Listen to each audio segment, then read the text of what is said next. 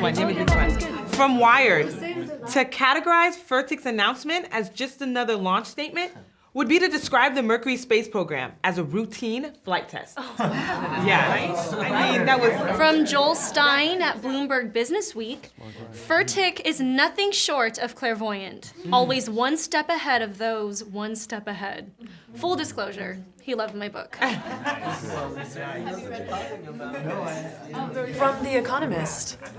In a year where so many have been so wrong about so much, so often. True. It's comforting to think that the visionary Furtick will be at the helm of our lead investment vessel, the crown jewel of Silicon Valley's unsinkable, innovative spirit. Crown jewel. Crown jewel. Rhodes, do you want to read one? Yeah. Don't be bashful. From the Wall Street Journal. Furtick's yet unnamed fund will be backed by David Cowen of Bessemer Ventures. Cowen, most widely known in Silicon Valley as the VC who passed on Google, will no doubt leave the decision-making to the real... that's all I can read because of the paywall. Yeah. Wall Street Journal. Yeah, Wall Street Journal. I mean, that's... Everyone knows. Yeah. I mean, we gotta put it out there and...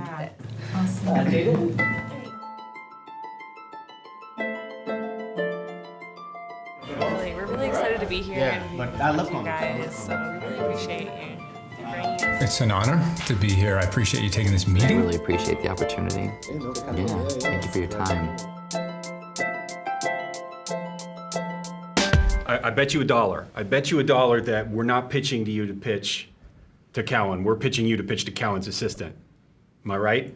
You know, I travel abroad, and people always tell me, Andy, you're an American, and you're not as fat as many of the other Americans out there. And I said, you know why?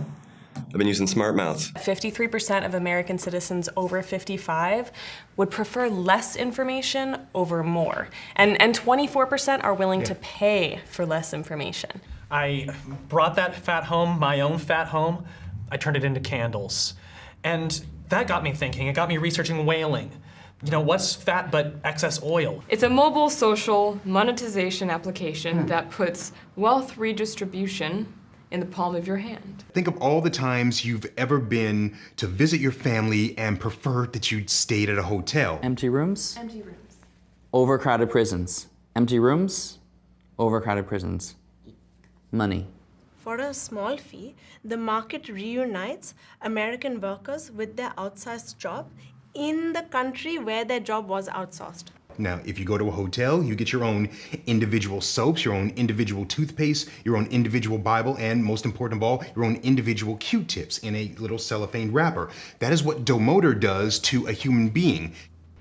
So where are you in your fundraising process? So what's the big problem you're solving? Do you have a sense of your unit economics? What's your churn rate? You're a utilization company, correct? Where are you in your fundraising process? Do you have a sense of your unit economics? What is your churn rate? So you're a utilization company, right? What's the big problem you're solving? What's your churn rate? Do you have a sense of your unit economics? So this isn't a nonprofit? God, no.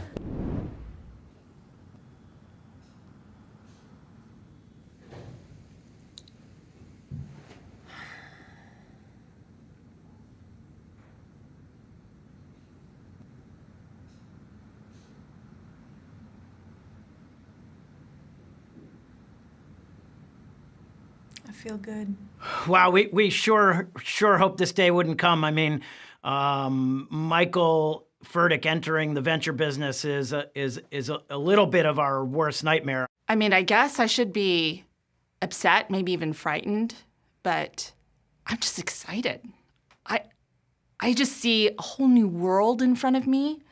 I see venture in a new light. I see my job in a new light. I feel like the future is in front of me because Michael's back. The venture business is about getting great deals and working with amazing people, and I frankly can't imagine who wouldn't start with Michael.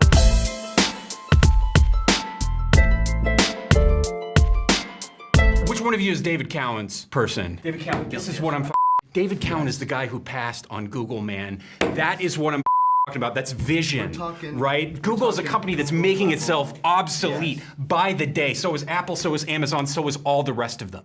Buckle up, all right? What we got going here, the technological revolution that's going to advance humanity. We have nothing less than that. This is nothing less than what is going to save us and bring us into the next era where war becomes obsolete, where poverty becomes obsolete. We need to relinquish control of ourselves, our personhood, our societies to machines. Yes. Are these free, by the way? Oh. Yeah, but you want to put that in water. Like, Yeah, machines are getting smarter. People are getting stupider. And it's come time for the machines to take control for the betterment of humanity, for everybody. We say this all the time. But people are resisting it. Yes. Because we have more smart products than ever, and the adoption rate is abysmally low. Now, when you've got smart technology that knows more than you do, you can sometimes get that feeling that you're being talked down to. It doesn't make you feel very good. It doesn't give you that warm, fuzzy feeling, what we call the WF. Yeah, if you're anti-intellectual or you're just poorly educated, the last thing you want coming from your toaster while it's heating up your Pop-Tart or whatever is a smug sense of superiority. And so some people will then respond, well, maybe we're supposed to make the machines dumber. But that's not how you advance the human race into the next age. No. What people want is they want to feel good about Yes. relinquishing control to the machines. AO is how you get that warm fuzzy, that WF. The WF is the key. Waco, AO. AO, artificial obsequiousness. See, it's not about intelligence. Can you make an intelligent machine? Of course. I mean, I've been doing it since I was 9 years old in my parents' garage. Intelligence is the root of the problem. Artificial intelligence is quickly becoming a thing of the past. And we have a vision for the future, and that is artificial obsequiousness. AO. AO is the future. People have been hypothesizing AO for decades, and it's only existed in the realm of theory and maybe a little bit of work in laboratories. It's never gotten out of. Well, that's because they didn't have, and not to blow smoke up your ass over here, Dean. I'm not trying to blow your head up. But this guy, AI is child's play to this guy. You know, people act like making a machine that's smarter than a human is a big deal, and that's just humans thinking we're special.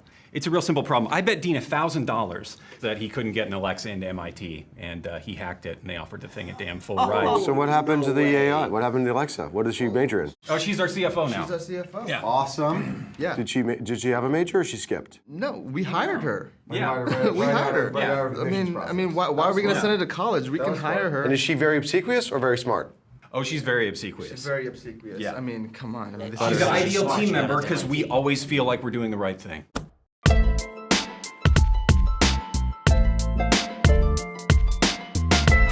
I want to get right to it. Right now, there are hundreds of millions of people in sub-Saharan Africa that are living without electricity. There's a desperate need for cost-effective, off-grid, small-scale energy solutions. Solutions like portable generators that run on clean-burning fuel.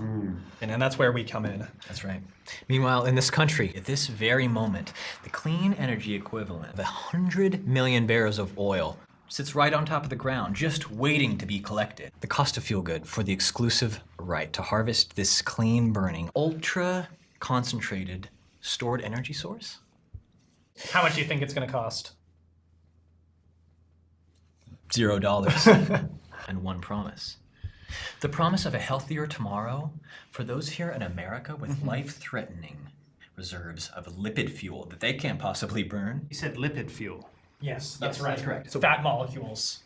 Wow. And how do you get this lipid fuel? Via liposuction. Right now, and this is our call to action, right now, that excess body fat, it goes in the trash and it goes to landfill. And it's polluting the earth. So we take the fat from my patients, we extract the triglycerides from the fat and turn it into fuel.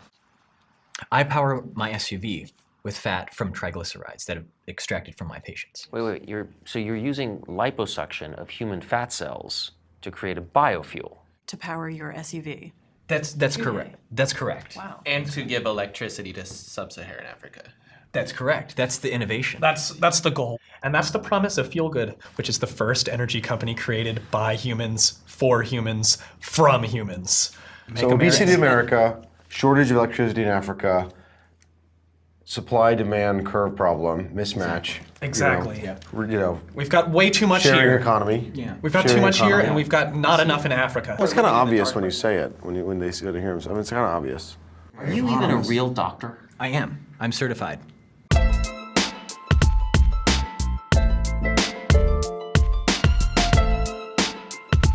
Can you make my alarm clock radio a little bit less damn cocky in the morning? Because that That's thing, exactly you know what? what It's we're just a little talking bit about. too judgy. That's right? exactly what and we're my talking refrigerator door, if I leave it open, oh my God, you'd think that like I murdered somebody. All the That doors, noise by the that it way. makes, the noise with the front beeping door, and the beeping. the car door, and the garage door.